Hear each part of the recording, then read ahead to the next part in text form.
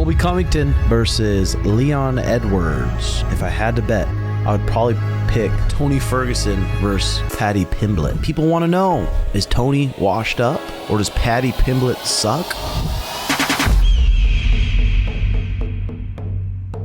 UFC 296. Colby Covington versus Leon Edwards.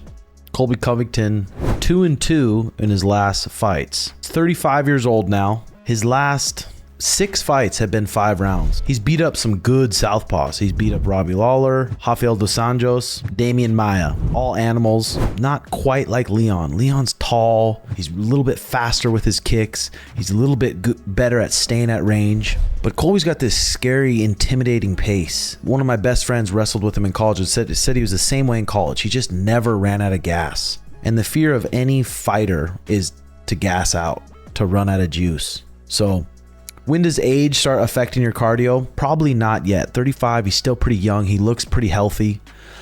He did move to a new gym with new coaches a little bit ago, and that can change a lot of things. What's made him scary is the way he's changing levels recklessly, coming up and throwing hooks, changing levels, blasting into a high crotch. You never know. When he's ducking his head, you don't know if he's going to come up with hard hooks or if you have to respect his shot. So it kind of made him scary. He come forward so recklessly too. But if the new coaches try to clean him up and make him a little bit sharper on the feet, that could work against him with someone as sharp as Leon, who's as good as Leon. So I'm curious to what kind of style Colby Covington comes out with. Leon's team right now is dangerous. They're on a roll. He's had the same coaches for a long time. Those coaches know him very well. They have good. They're bringing in really good guys. He's tall. He's 6 foot, 32 years old, and he's on an 11 fight win streak. That is bringing some serious confidence into the cage. 11 fight win streak in the UFC. Donald Trump's going to be there. You know, Colby's going to be fired up. I'm excited. I'm excited for the fight. I would love to see Colby as champion. I'd love to see Leon continue staying champion. Colby's 17-3.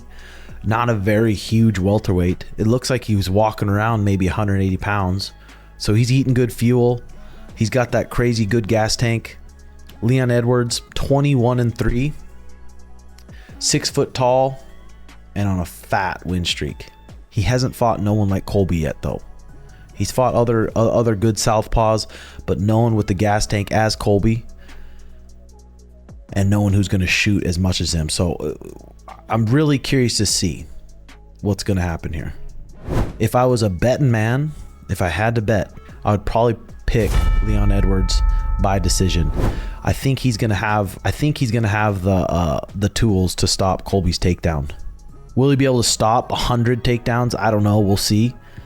And then in the open, at distance, I think Leon's going to have the advantage. So if I was a bet man, I'd say Leon's going to win by decision right now. He's just on a roll.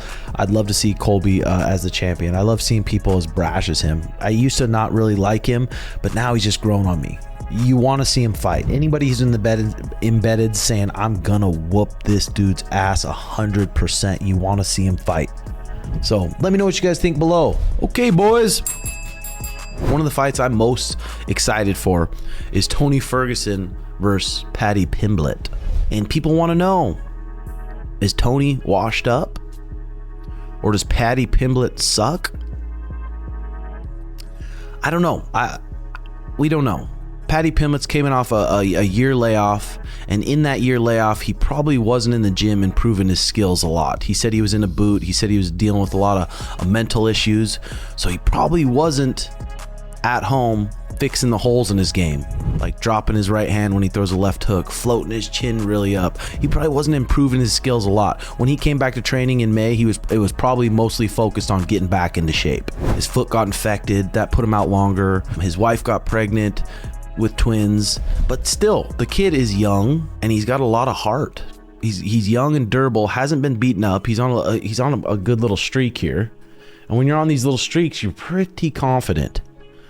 1, 2, 3, 4, 5, 6 fight win streak. So confidence is probably pretty high. Who's he sparring though? Who's he sparring? Is he sparring elite guys? That's what I've always seen with him on his videos and stuff. It seems like he's at a small little gym, not sparring with guys that are better than him. It doesn't look like. Maybe he is. It looks like at that gym, he's the man. which can be good for your mentality, but it also can be dangerous when you start fighting elite dudes. Tony Fergs, 40 years old. 40 years old. Working with David Goggins. And people are saying that's the last thing he needs. That's the last thing he needs is to strengthen his mentality. But people don't realize when you've coming off 5 losses in a row, you've been prepared for a fight 5 times, thinking you're going to win, done everything you can, and then you failed. You've come off, you fail. Bobby Green, arm triangle. Before that, Nate Diaz, guillotine choke. Before that, Michael Chandler, front kick to the lips. God, that was brutal. Probably took some years off his life. Hopefully not. Beneil Dariush, decision. Charles Oliveira, decision. Justin Gaethje knocked a couple screws loose in that one. He really did. So it's hard to say. Maybe working with David Goggins did get his mentality back and a little bit stronger. But 40 years old, running 30 miles on the treadmill, who knows how much benefit that had. Would it have been better if he found a really good boxing coach or a really, really good stand-up coach and worked with him for all those weeks? Still helped with his mentality and helped with his skills. But Tony, 40 years old, he's been around for a long time. It's going to be hard to really change anything with him. He's going to be funky Tony. Coming off 5 losses, who knows? God, you don't want to see Tony go out that way. Who had the longest losing streak in the UFC and they kept around? Maybe it was BJ Penn, if I had to say. 6 fights in a row he lost. So either I'd like to see Paddy win just because he's a young guy, he's a character. I enjoy watching him fight. I enjoy watching the build up to the fights. Tony, I'd love to see him win. Old dog getting it back. There's ways for Tony to win. There really is, and it's catching Paddy Pimblett, maybe falling him to the ground, Darce choking him, falling him into something. Paddy is good at jiu-jitsu also. He can take the back good.